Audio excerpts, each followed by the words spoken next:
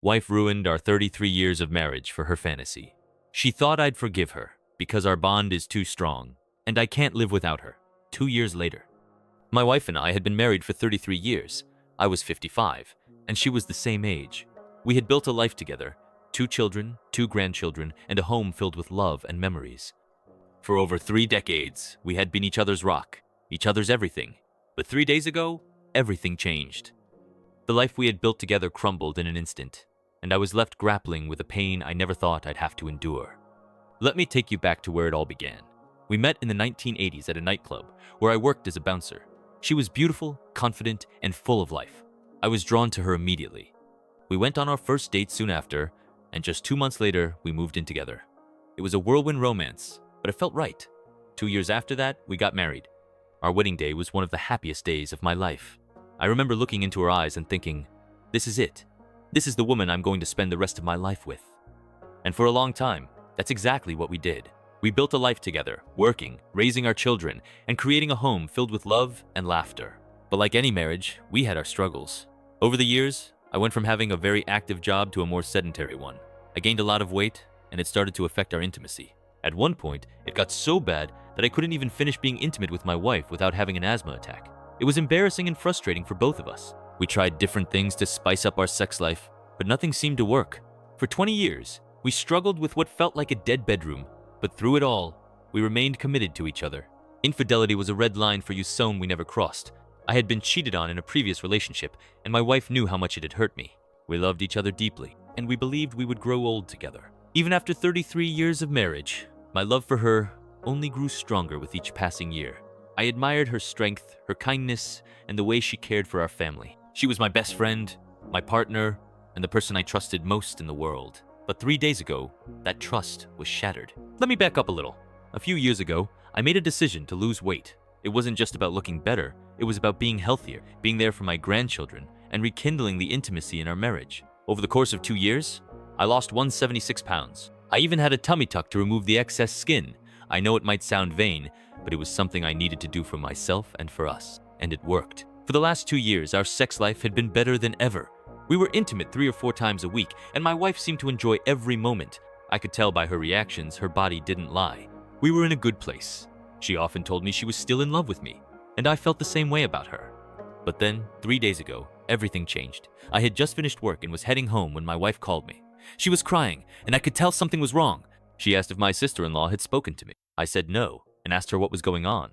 I never expected to hear what she said next. She told me she had cheated on me. She had slept with another man. I was in shock. My heart broke into a million pieces. I sat in my car, numb, as she continued to explain. She told me that she had gone on a holiday with her 2 sisters. They'd been drinking with a married couple they met at the bar. Her sisters left around 2 a.m., but my wife stayed behind with the couple. They went back to the couple's room to keep drinking and talking. The man and his wife were very complimentary, telling my wife how sexy she was and how lucky I was to have her. Then, the man started touching her, and his wife encouraged it. They told her no one would ever know and that she should just enjoy herself. My wife said she felt like it wasn't even her in that moment, but she ended up having sex with the man while his wife watched. When she woke up the next morning, she was in bed with both of them. She ran back to her room, but her sister caught her and made her promise to tell me everything. As she recounted all of this, she was sobbing uncontrollably, begging for my forgiveness. But I couldn't process what I was hearing. How could she throw away everything we had built over 33 years? She kept saying it was a mistake, but I told her it wasn't a mistake, it was a decision. Then I hung up the phone and turned it off. I went home and sat in a chair, trying to make sense of what had just happened. I cried for the loss of my wife, for the years we had shared, and for the future we would never have. I cried for our family and the pain this would cause them. My life, as I knew it, was over. For the next 2 days, I shut myself off from the world. I didn't eat, I didn't sleep, and I didn't talk to anyone. I just sat there, replaying everything in my mind. How could this have happened? How could she do this to us? I thought about all the times we had talked about trust and loyalty. I thought about how we had always been open with each other, how we had apps on our phones to track each other's locations not out of distrust, but for safety. We had access to each other's messages and emails, and there were no secrets between us. Or so I thought. When I finally turned my phone back on, there were hundreds of messages from my wife and her sisters. The last message said she was on her way home. My kids had also tried to contact me. My wife had been calling them, worried about me, and asking if they had heard from me. I called my children and told them what had happened. I explained that I was as okay as I could be under the circumstances, but I needed time to process everything. I told them I was leaving home to sort myself out before my wife returned. I asked them not to tell her where I was going. I needed space to come to terms with the end of my marriage. Before I left, I sent a text to my soon-to-be ex-wife. I told her we were getting a divorce and that I didn't want to hear from her. I didn't care about the details anymore, and I didn't care about her. The pain was unbearable. I never thought our love could be destroyed so quickly, but here we are. My heart is broken, and my life will never be the same. As I sit here now writing this, I can't help but think about all the years we spent together. The good times, the bad times, and everything in between. I think about the promises we made to each other on our wedding day to love and cherish each other, for better or for worse. I thought we had something unbreakable, something that would last a lifetime. But now, I'm left wondering if any of it was real. Did she ever truly love me? Or was it all just a lie? I know I'll get through this eventually. I have to, for the sake of my children and grandchildren. But right now, the pain is too fresh, too raw. I feel like I've lost a part of myself apart that I'll never get back. And as much as I want to hate her, I can't. I still love her, and that's the hardest part. Loving someone who has hurt you so deeply is a special kind of pain, one that I wouldn't wish on anyone. So, here I am, starting over at 55. It's not where I thought I'd be at this stage in my life, but I don't have a choice. I have to pick up the pieces and move forward one day at a time. It won't be easy, but I'll get there. And maybe, just maybe, I'll find a way to forgive her someday. But for now, I need to focus on healing myself and rebuilding my life. Because at the end of the day, that's all any of us can do, keep moving forward, no matter how hard it gets. Now let's read some comments on OP's post. It's mind-numbing to me how flippant and whimsical people are with their marriages, especially great ones lasting 33 years. I'll never understand how they can just throw it all away. As you said, she made a choice, and nothing else matters. With choices come consequences. I'm with you. I'd end it too. She doesn't deserve you. Dude, she cheated on you after you got fit and attractive and were having sex regularly? You really think she didn't cheat in the last 20 years when you had a dead bedroom and she was relatively more young and attractive in her 30s and 40s? I'll bet my whole life if that isn't true. But no matter what, you deserve the whole truth and not just a guilty apology forced out by her sister after she was caught. Doesn't matter if you divorce her or not, you need the whole truth so you can heal, because your marriage of 33 years has died. I sincerely doubt that this was the first time she stepped out. You don't go from 33 years of faithfulness to a threesome after one night of too many shots in a bar. You only got the tearful confession because she thought her sister had ratted her out already. Don't listen to other posters shilling for reconciliation. I guarantee you those 20 years of a dead bedroom was one-sided. Hey, Op. I don't think this was a singular incident. I think she confessed because she got caught. You are probably only getting half-truths. The way she describes it was too natural. She, in her desperation, is probably trying to minimize the fallout, may have given it away. You might want to get her a polygraph to get the whole truth if you decide to stay. She needs to get into IC. Update 1. A lot had happened since I last shared my story. My mind was racing, jumping from one thought to another, trying to make sense of everything. I felt like I was drowning in a sea of emotions. Anger, sadness, betrayal, and even moments of numbness. I needed to clarify a few things and share the updates, even if it meant rambling a bit. There was just so much going through my head. First, let me clarify something about our dead bedroom. It wasn't completely dead, but compared to the last 2 years, it might as well have been. After I lost the weight and we rekindled our intimacy, our sex life had become more active and fulfilling. But before that, it had been a struggle. For years, we had gone through periods where intimacy was rare, and it felt like we were just going through the motions. Still, we stayed committed to each other, or so I thought. Another thing I wanted to clarify was my job history. The active job I had mentioned earlier was in the military. I had been injured during a training exercise, which led to a desk job and eventually a medical discharge. After that, my wife and I bought a small business together. We worked side by side, building something we could be proud of. It was hard work, but it brought us closer in many ways. Or at least, that's what I believed. Now, let me get to the update. Before I spoke to my wife, I had a long conversation with my sister-in-law and her husband. The story they told me was very different from the one my wife had initially confessed. It was worse, much worse. My wife had broken down and told her sister everything, and the details were devastating. I didn't know what to believe until I sat down with my wife, but one thing was clear. Her initial confession had been far from the whole truth. My kids were horrified when they found out what had happened. They wanted to support me, and I appreciated that more than words could express. But I also made it clear to them that, while they might be angry with their mother, she was still their mother and the grandmother of their children. She loved them, and what she had done to our marriage didn't change that. I didn't want them to cut her out of their lives completely, even though I was struggling to process my own feelings. My wife and her sisters had cut their holiday short and returned home. I left a note for my wife, telling her to pack her things and go stay at her mother's house. She did as I asked, and I was grateful for the space. I needed time to think, to process, and to figure out what I was going to do next. The details of what had actually happened were far worse than what my wife had initially told me. She had confessed under the threat of being exposed, but even then, she hadn't told me the whole truth. According to my sister-in-law, my wife had broken down and revealed everything. I didn't know what to believe until I sat down with my wife. But the story she told her sister was chilling. She claimed that she loved me and loved our marriage. She said she never expected to do something like this, but she blamed our active sex life over the last 2 years for making her curious about what else she might have been missing. She admitted that she had always been the more attractive one in the relationship, but now, with my weight loss and the attention I was receiving, she felt like the roles had reversed. She was insecure and needed to feel wanted by someone else. She swore it was the first time she had cheated, but she also admitted that she had planned it. It was a fantasy she had acted on, a way to scratch an itch she had been feeling, and she had never planned to tell me. What made it even worse was the fact that the couple she had met were actually interstate customers of ours. I had never met them, but my wife had spoken to them frequently over the phone. She had gone out for drinks with them, but her sisters had tagged along, so they pretended to be strangers until her sisters left. She had been drinking, but she wasn't falling down drunk. The whole thing had been planned in advance by all 3 of them. When I heard all of this, I felt like the ground had been ripped out from under me. The betrayal was deeper than I had initially thought. It wasn't just a drunken mistake, it was a calculated decision. She had chosen to cheat, and she had lied to me about it. The trust I had placed in her for 33 years was gone, and I didn't know if I could ever get it back. My wife was coming over that afternoon to talk. Apparently, she was beside herself with worry about what would happen, but I already knew what I was going to do. She had chosen to cheat, and now everyone would have to deal with the repercussions. The truth about her infidelity, as devastating as it was, only made my resolve stronger. I hadn't cheated. I hadn't forced her to lie.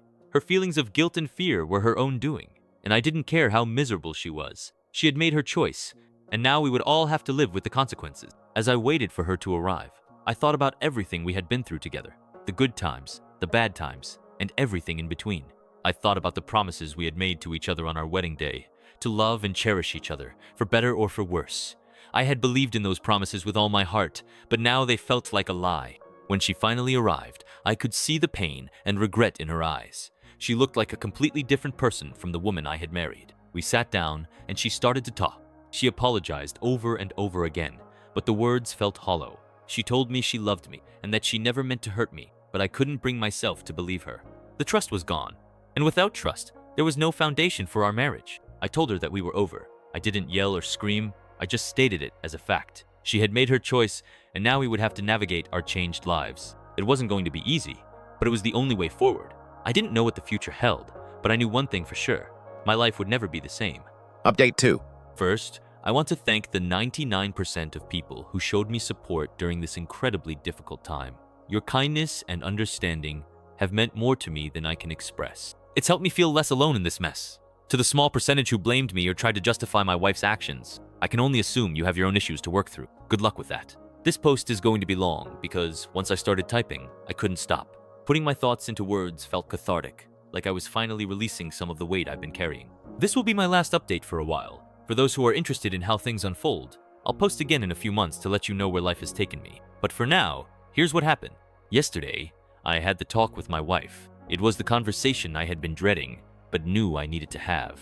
After so many years together, we had become so intertwined that even our sleep patterns were synchronized. For decades, neither of us slept well without the other beside us. But last night, for the first time, I slept deeply and soundly without her there. It was a strange feeling, one I hadn't expected. It was as if my body and mind were finally letting go, even if my heart wasn't quite ready. When she arrived at the house, she looked terrible. Her face was pale, her eyes were red and swollen, and she clearly hadn't slept. She looked guilty, scared, and utterly broken. In the past, seeing her like that would have shattered me. I would have done anything to comfort her, to make her feel better. But not this time. This time, I felt nothing but cold resolve. I was sitting at the table when she walked in. She immediately started crying and rushed toward me, blubbering about how she had messed up and how sorry she was. She reached out for a hug, but I held up my hand and told her not to touch me. "Sit down," I said firmly. She did as I asked, her eyes never leaving mine. I asked if she wanted a coffee since I was making one for myself. She nodded, and I went to the kitchen to prepare it. When I returned to the table, she was still staring at me, her hands trembling as she clutched the mug. She started to speak, but I cut her off. "Be quiet," I said. "This isn't about you. This is about me and our marriage. Right now, we're done. You made your choice, and now I'm making mine." I already knew what my decision was, but I wanted to see if she would be honest with me. I thought that if she believed there was still a chance, she might at least tell me part of the truth. I told her I had spoken with her sister, which was true, and that I had also spoken with the couple she had cheated with. That part wasn't true, but she didn't know that. I wanted to see how she would react. Her face paled even further, and she looked like she was about to collapse. I felt a strange mix of emotions, satisfaction at seeing her squirm, sadness for what we had lost, and anger at the betrayal. But above all, I felt calm. It was as if I were conducting a job interview, detached and methodical. That calmness seemed to freak her out more than anything else. I asked her how many times it had happened. She hesitated, then said, physically, once. But there were 2 video chats before that. I nodded and told her to explain how it all unfolded. She took a deep breath and began to recount the story. She said it had started innocently enough, with business conversations that gradually turned into flirting. Then, when the wife gave her approval and got involved, things escalated. Over a couple of months, they moved from flirting to watching the couple have sex on video chat. My wife admitted that she had always fantasized about being with a man while his wife watched. She said the couple was eager to make it happen. As she spoke, she broke down crying, saying it had gone too far. She knew it was dangerous, but that only made it more exciting for her. She started to explain that she had felt insecure, but I cut her off. I don't want to hear your excuses or justifications, I said. Just the facts. She was sobbing uncontrollably at this point, and I had to wait about 5 minutes for her to pull herself together. I even got up and handed her a box of tissues. When she finally calmed down, she continued. She told me that after her sisters had left the bar, she and the couple had gone straight to their room. It was all planned, just as I had suspected. I asked her if she had ever intended to tell me. She shook her head and said no. It was just a fantasy, she said. I thought I could fulfill it and never think about cheating again. I called bullshit. If it was just a fantasy, I said, you wouldn't have gone through with it. You wouldn't have planned it. I asked her if she had cheated at any other point during our 33-year marriage. She swore she hadn't, but at this point, it didn't matter. Whether it was once or 1,000 times, the result was the same. Our marriage was over. The only thing lying would hurt was her relationship with our kids and grandkids. I told her I didn't believe her, but it was irrelevant now. That's when it hit her. I had no intention of working through this. She started begging me to give her another chance. She said she would do anything, that I could do anything, even have affairs if I wanted. She promised she would never cheat again. I told her to listen to herself. You've degraded yourself enough, I said. I would never cheat in a marriage. If I ever slept with another woman, it would mean we were already separated with no chance of reconciliation. She reached out to grab my hand, but I pulled away. I will never touch you again, I said. I want to be clear. I'm not judgmental of other people's lifestyles. If someone wants to have an open marriage or engage in affairs, that's their business. But that wasn't us. We had built our marriage on trust and respect, and she had destroyed both when she planned to be with another man. That was something I could never forgive. I've always been a pragmatic man, and in that moment, I felt a strange sense of relief. I told her we would make this as easy on each other as possible. She took that as a sign of hope, but I quickly shut it down. We're done, I said. I will never touch you again, and I mean that. The woman I loved and married is dead to me. She died the moment you not only slept with another man, but planned it. All the good memories we have, the holidays, building our first home, raising our children, all the laughs and life we shared are just that, memories. They'll always be a part of me, but they don't change the fact that our life together is over. I'm looking forward to starting a new chapter, one that doesn't include you. When I meet someone new, I hope to build new memories with her. I hope to find love again. She was shaking and crying as I spoke, but it didn't faze me. I just wanted her out of my house. She couldn't continue the conversation, so I went down to the shed and called my kids. I told them what was happening, and they were incredibly supportive. They told me not to drag it out and to just finish it. I agreed. When I went back inside, she started again with the apologies and pleas to work things out. I sat down and laid out the practicalities. We're going to sell the house and the business, I said. We'll split everything 50-50ths. You can have the car, I'll take the truck and my motorcycle. You can take the cats. I told her not to contact me unless it was about the kids or grandkids. I'll contact the lawyers and start the divorce process, I said. You're free to be with whoever you want now. You're a free woman. She told me she didn't want to be with anyone else and accused me of being deliberately mean and unemotional. I told her I was just being honest. Your actions have put me in an emotional void, I said. You're the only one to blame for the destruction of our marriage. I loved you unconditionally, and you're the one who threw it all away. I left the house so she could pack a few more things and went to my daughter's place. I spent a few hours there, talking with her and playing with my granddaughter. When I got home, she was gone. And as I said earlier, I had the best night's sleep I've had in years. Now, I'm just waiting to see what the next 6 months bring. One thing's for sure, my life will never be the same. Update 3. Well, it's been 5 hectic weeks since my soon-to-be ex threw away our marriage. I've had a lot of time to reflect on my decision, and I still believe I made the right one. I could never trust her again. I could never touch her again. Seriously, it makes me sick to even think about it. It was her decision to cheat and destroy our marriage for no other reason than she thought she could get away with it. She's still staying with her mother, and I've been getting the house ready for sale. We'd been in this house for 20 years, so there was a lot of stuff to sort through and clear out, but I did it, and we put it on the market. There are a couple of eager buyers, so I'm hopeful it will be sold in the next week or two. The business has already been sold. Thankfully, one of our clients wanted to expand, and I accepted their offer last week. The settlement will take place in about a month. You always hear about how messy divorce can be, but I didn't realize just how much of a pain in the ass it would be. Where I live, you have to be separated for 12 months and 1 day before you can even file for divorce. Then, it takes another 4 months before it goes through, and that's only if it's uncontested. Property settlement is a separate issue and isn't finalized until the divorce is complete. I don't plan on having anything left of our joint possessions to settle by then, and as long as she continues to sign the sales contracts, it will make my life a lot easier to move on. Her way of thinking, though, is completely different. My son has only spoken to her once, and apparently, it wasn't a pleasant conversation. To be clear, my children are grown adults, with children of their own. I told him it would take time, but she's still his mother, and she was a good one. I encouraged him not to let her decision destroy their relationship. My daughter, on the other hand, has been talking to her throughout this whole ordeal. She's ashamed of what her mother did, but has been supporting her through the breakup. My daughter is a very honest person who tells it like it is, and she's been giving her mother the warts and all repercussions of what she did. My soon-to-be ex-wife, however, seems to be deluded enough to think that I'll get over it and forgive her. She believes that all the years we've been together will be enough to make me change my mind. When she came over to sign the real estate contract, she told me that I would change my mind, that I still loved her, and that she would be a better wife when I did. She said we would still grow old together and have a wonderful life, with this just being a speed bump in our marriage that we would both get over. I was gobsmacked. I just looked at her and told her she was fucking nuts to think any of that. She lied and cheated in the worst way possible. She had another man's inside her. She sucked another man's while his own wife watched. How the hell could she think I would ever want to touch her again? She said she knew she shouldn't have gone through with it, that she didn't know what she was thinking, and that it wasn't even that good. I told her to shut up, that I didn't want to hear whether she enjoyed it or not. The point was, she fucking did it. I told her we had zero hope of reconciliation. I wanted nothing to do with her, and I was looking forward to getting on with my life without her. I think she's in massive denial about what's happening, and she no longer has any control over my actions or any entitlement to my life. Her scheming and cheating undid a loving marriage.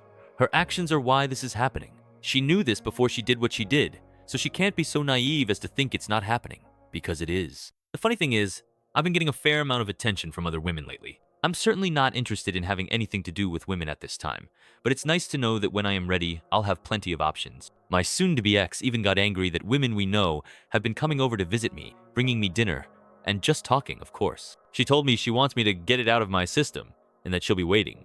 I mean, seriously, how fucked up is that? The only thing I want out of my system is her. Emotions are still a major factor in all of this. Hate, anger, disgust, the feeling of loss, betrayal, and sadness, they're all there. But I'm a strong man, and I'll deal with them. My goal now is to focus on getting rid of any financial entanglement with my wife and getting on with my life. I'm looking forward to the future, even if it's one I never expected to face. Update 4. Anyway, 3 months down the track, and I had moved things along very quickly. The business was sold, the house was sold, and we were legally separated, waiting for the divorce waiting period to pass. For all intents and purposes, I had separated all our joint assets and was starting down the road to my new life. I never would have thought I'd be where I was 3 months ago. Back then, I had the life I wanted. A loving wife, a self-employed career, a great family and friends, and a nice home. I was looking forward to spending the rest of my life with my wife, growing old together, and enjoying the fruits of our hard work. But then, my soon-to-be ex-wife fucked it all up for herself, for me, and for our family. She lied, cheated, and betrayed the loyalty we had built over 33 years. We had our problems, like every long-term couple, but we had always stayed true to each other. Or so I thought. When she got caught, it destroyed me. The loss of the life we had built together was devastating. I couldn't fathom why she had done this. Why throw away everything we had for something so meaningless? But, as much as it hurt, this was where my life changed. It wasn't the change I wanted, but it was the change that was forced upon me by my cheating wife. I've always been a pragmatic man with strong family values, and that mindset made the transition easier for me. I made the decision not to wallow in self-pity or act like a victim. I knew that wouldn't get me anywhere. Instead, I focused on moving forward and rebuilding my life. With the sale of the family home and the business, after splitting everything equally with my soon-to-be ex, I had enough money to buy 2 small units near my grandchildren. My son and daughter live in different states with their partners and kids, so I wanted my own space but also to be close enough to visit them regularly. I'm still working too. A previous business competitor offered me a part-time role, which I accepted. It gives me structure and purpose, while still leaving me plenty of free time to start enjoying life again. There was a period of a couple of weeks where I didn't have much to do, so I decided to jump on my motorcycle and go for a ride. I didn't have a destination in mind, I just stopped for coffee, went sightseeing, and stayed at pubs overnight, enjoying a couple of drinks before heading off again the next day. It was freeing, and it gave me a chance to clear my head. What surprised me the most, though, was how easy it was to navigate the casual dating scene with women. I must admit, I'm liking it. I hooked up with a couple of women during those 2 weeks, with no expectations or emotional baggage. It was just fun, and it reminded me that there's life after betrayal. I'm surprised at how well I'm feeling now, considering where I was just a few months ago. A few people have asked me if I ever contacted the couple my wife cheated with. The answer is no. I see no need to, and I have no desire to. It was my soon-to-be ex's decision to cheat on me, not theirs. They mean nothing to me, and I want no contact with them. My focus is on moving forward, not dwelling on the past. Honestly, the best revenge against a cheating partner is apathy. Just get on with your life. Sure, I still think about what happened from time to time, but life goes on. I've learned to concentrate on myself and my own happiness. My soon-to-be ex, on the other hand, is apparently still deluded. She thinks that once I calm down and get sick of not having her around, I'll take her back. I've told her in no uncertain terms that our marriage is over, with no chance of reconciliation. I also told her I no longer care what she does or who she does it with. It no longer has anything to do with me, just as whatever I do no longer has anything to do with her. My daughter told me that her mother is still in denial. She's very sad and embarrassed about what she did, and she's been trying to convince my daughter to talk me into taking her back. I told my daughter that will never happen. Her mother is only sad and embarrassed because she got caught, and because I followed through with leaving her. If she hadn't been caught, she would have continued living a double life, and that's something I can't forgive. Life is certainly different than I expected, but I'm really looking forward to the future now. I've learned a lot about myself over the past few months. I've learned that I'm stronger than I thought, and that I can find happiness even after such a devastating betrayal. I'm excited to see where this new chapter of my life takes me. It's not the life I planned, but it's the life I've been given, and I'm determined to make the most of it. Update 5. The messages are still coming, so I thought I'd share an update on where my life and my ex-wife's life are now. A lot has changed since I last posted, and I'm happy to say that, for the most part, things are going well. First, let's start with the good news. Life is great. The divorce went through smoothly about 12 months ago, and I've been able to move on in ways I never thought possible. My relationship with my kids and grandkids is fantastic. I get to see them regularly when I'm not traveling, and they've been incredibly supportive throughout this whole process. They've welcomed the changes in my life with open arms, and I couldn't be more grateful for that. Since day, I've had some short-term, fun relationships.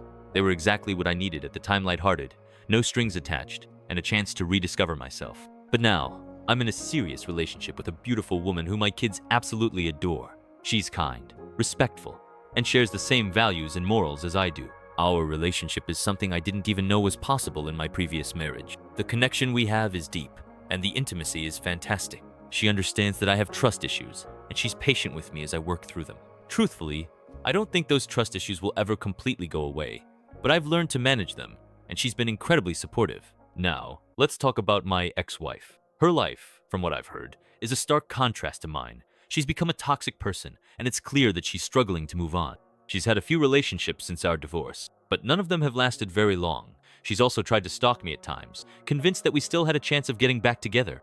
Deluded doesn't even begin to describe her mindset. It's like she's stuck in this fantasy where everything can go back to the way it was.